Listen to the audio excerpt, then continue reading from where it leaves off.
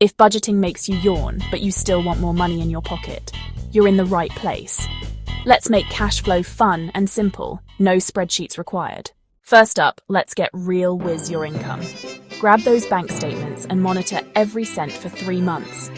Yeah, it sounds boring, but trust me, it's worth it.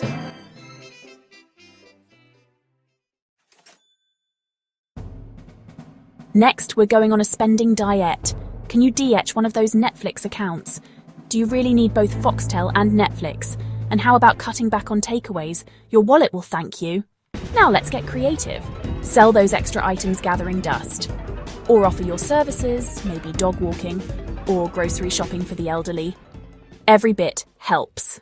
Remember, cutting unnecessary expenses and finding new income streams is key.